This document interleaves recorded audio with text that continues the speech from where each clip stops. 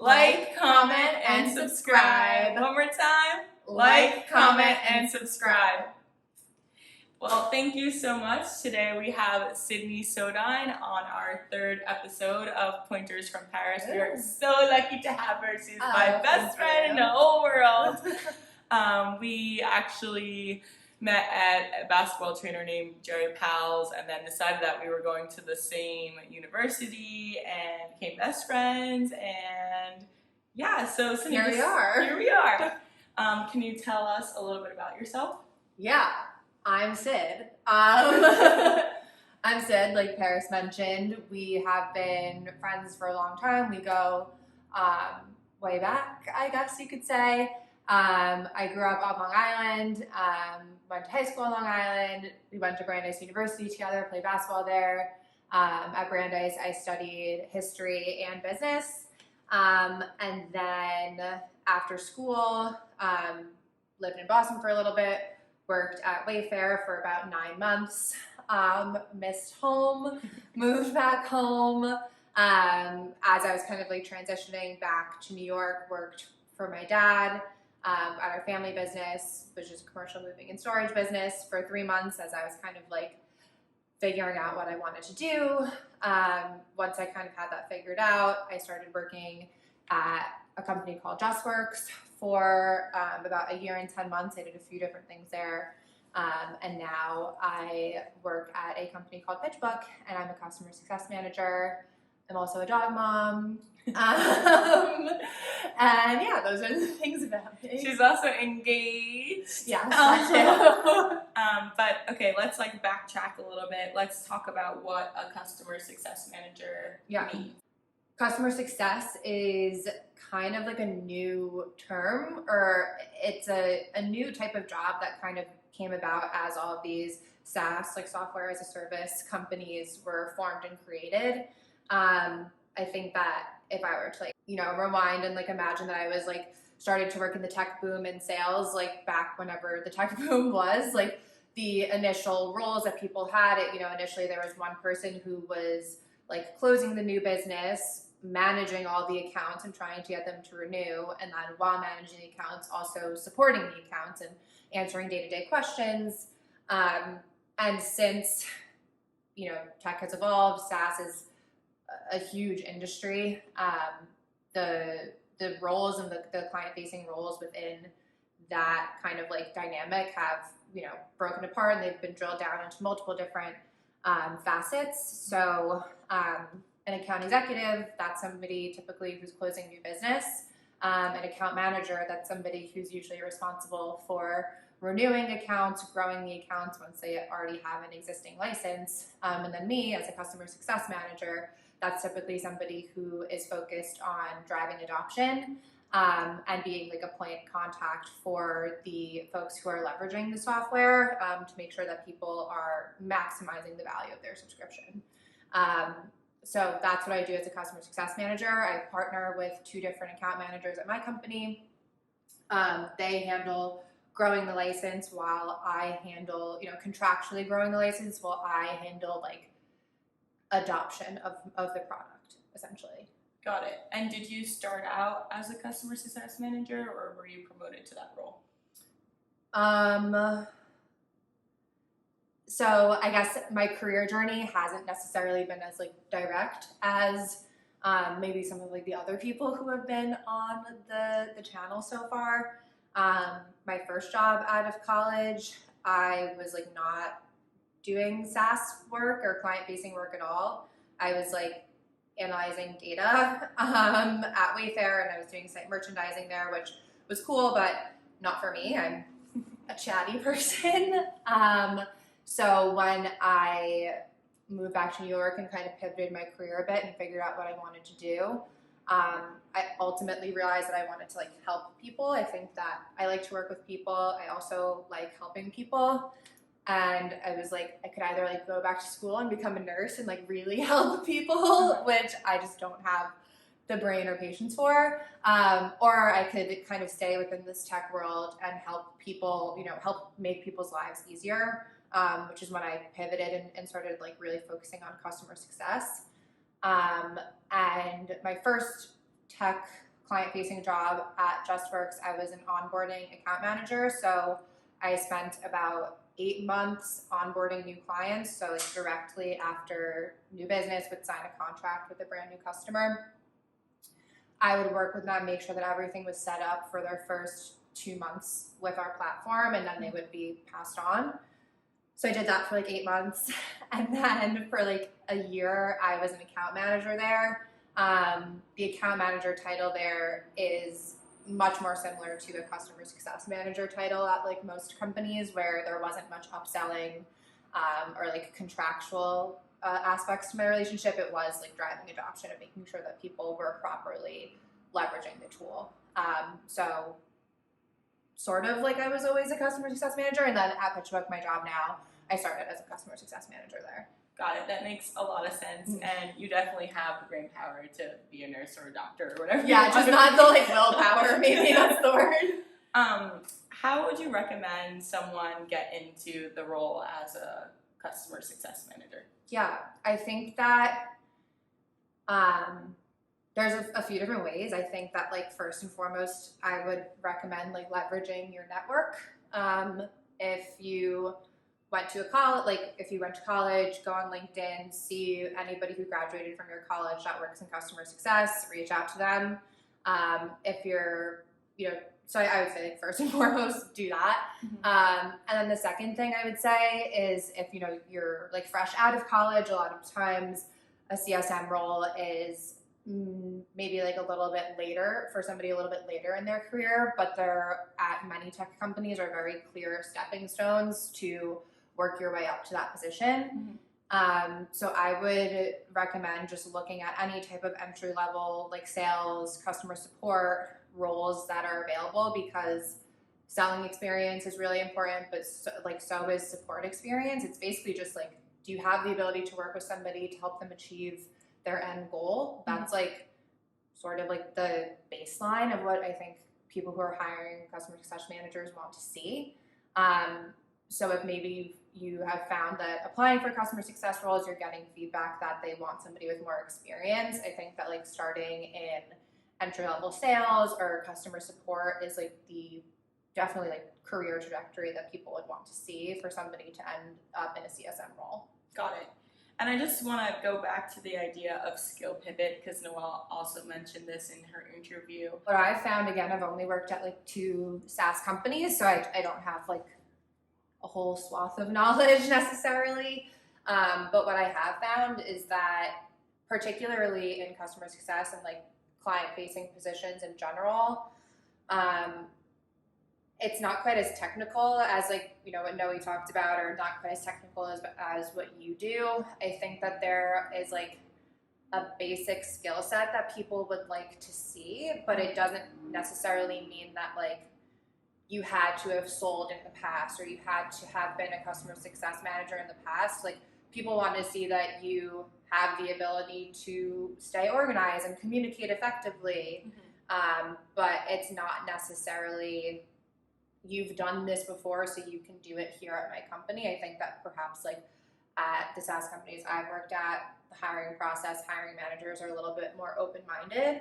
Like I think there's somebody who's joining my team who just like finished playing professional soccer for a few years. Like it's really cool. Yeah, so I think that like people might be potentially a little bit more open-minded, and I think that the focus has to be more so on like how do I say this? Like what is important to you? Like what is important to you in your career, and like why do you want to do this? And then like if you portray that correctly in your interviews, I think that like you can land a job anywhere.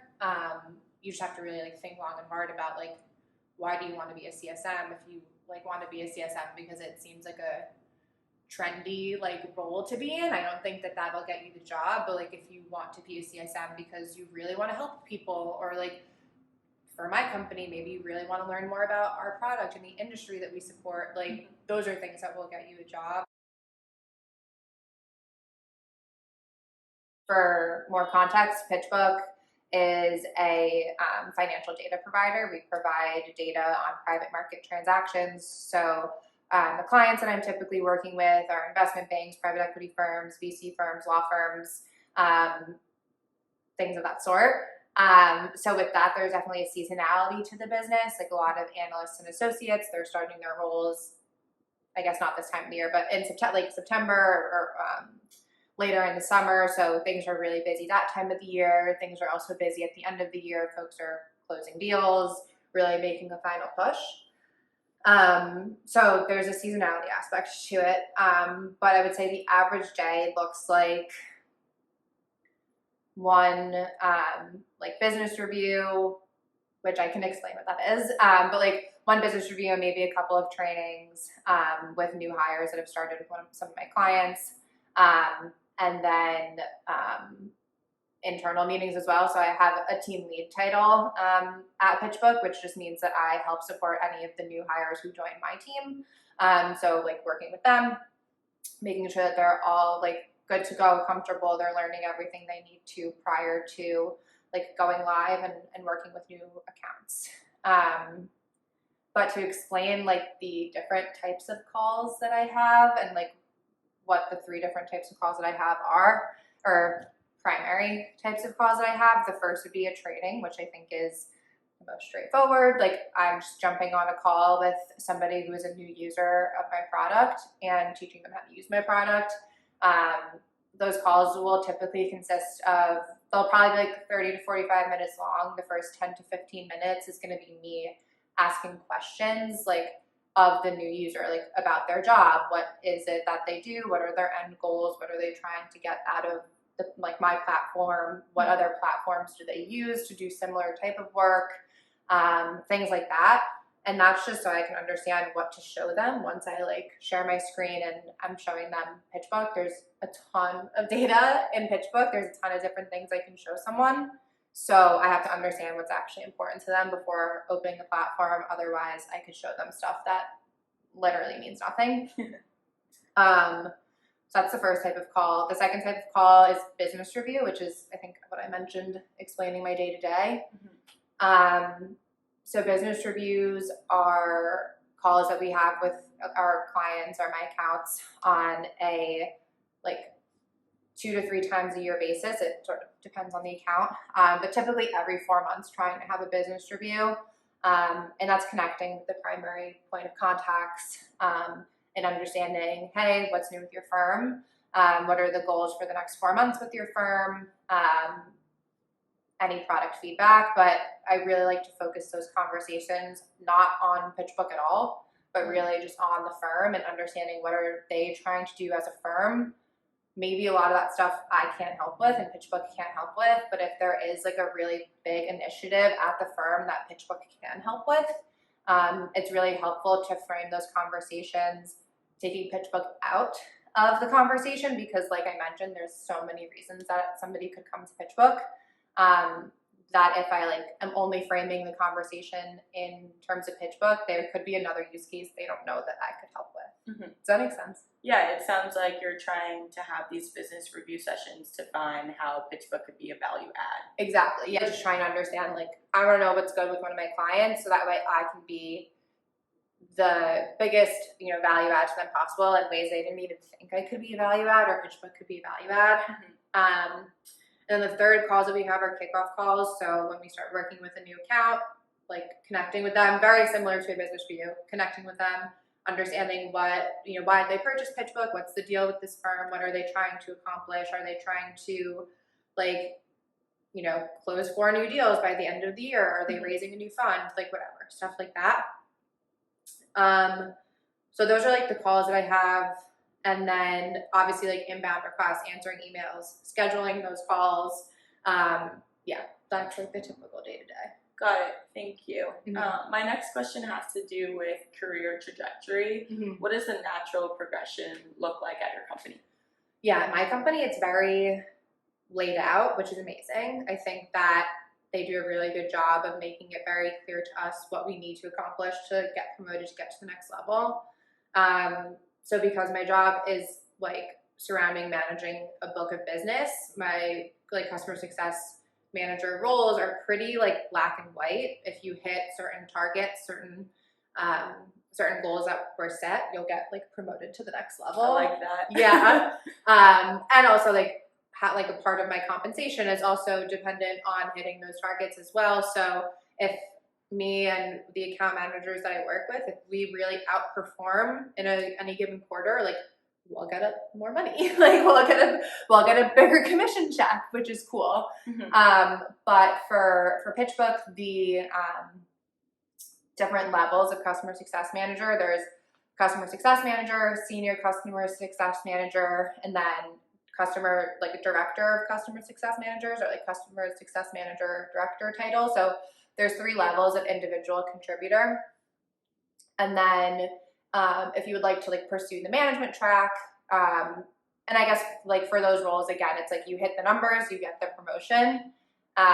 For the management track, it's a little bit different, where you have to like apply to, you know, the next levels of the roles. So like I applied I applied twice, but I got the team lead title in the spring of 2021. I think it was like April.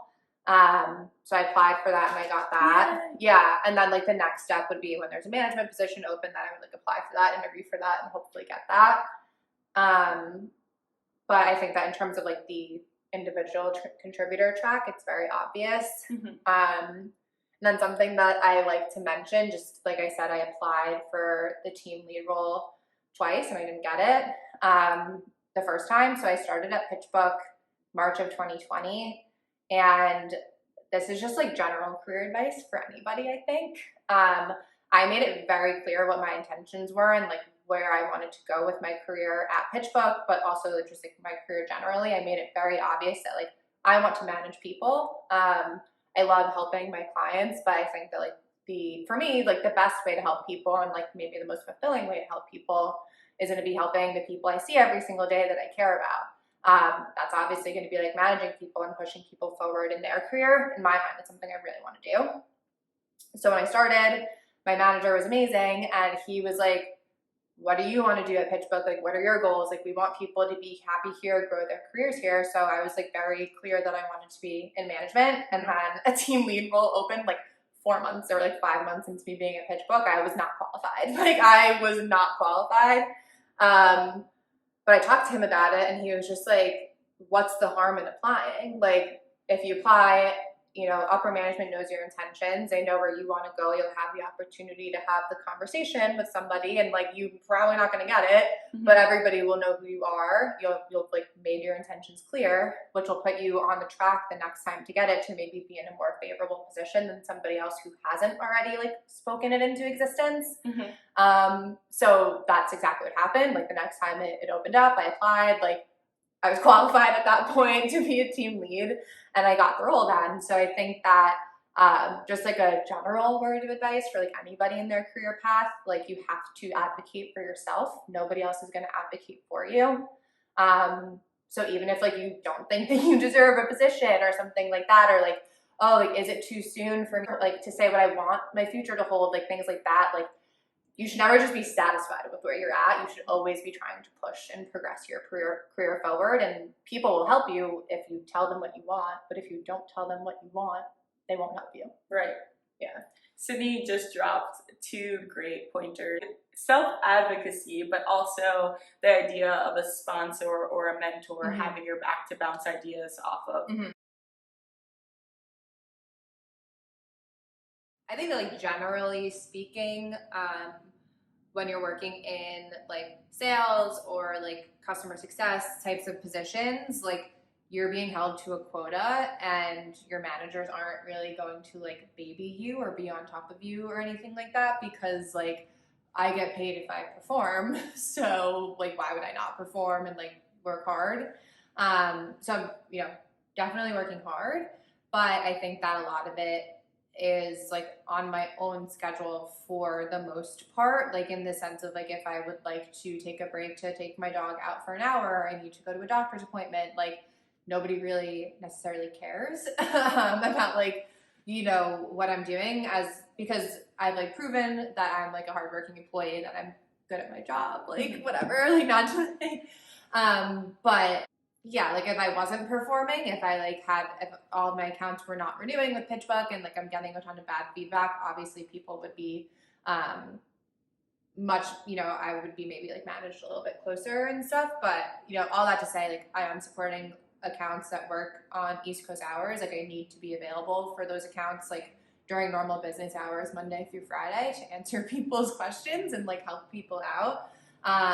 But I think that I'm not working the hours that potentially like Paris is working, or like some of my friends in consulting are working. Like, I'm not working until 8:30 p.m., 9 p.m. every night, or like any nights essentially. Like, maybe once or twice a year I will have to do that, but very infrequently. I would say the people, because everyone's really smart and pushes me to do better, but also the people because like everyone's super cool and genuinely wants you to be successful, and also like the company culture is really great. Like, people spend time with one another. There's like lots of events and things to do. I don't know, there's like ping pong tables in the office. It gets very like tech office vibes, beer on tap, like fun place to work for sure. But people also, simultaneously work hard. And then also I would just say that I think it's like a really great product. The product works. It doesn't like break. When people buy PitchBook, they are like very excited about the data that they're going to have access to, and we're only continuing to add to that. So it's really, it's easy for me to do my job to get people to like adopt a product when the product is a good product. Like, if you are working as a customer success manager for like a bad product, it's a much harder job, I think. So word for the wise, if you're looking to get into customer success, like, do a lot of research on like, what do people say about the product in the industry or in that particular industry? Because like, if people are saying like, this is like the worst platform I've ever used for whatever, like, your job's gonna be like, it's gonna be bad. It's gonna be bad, I'll just say that. But yeah. Well, thank you so much, Sydney. She shared so many great insights. I feel like you guys have a good understanding of what a customer success manager does in her typical day, and I just want to give her a big hug and say thank you for coming on. Like, comment, subscribe. Yes, like, comment, and subscribe. Thanks for joining Pointers from Paris. Bye. Bye.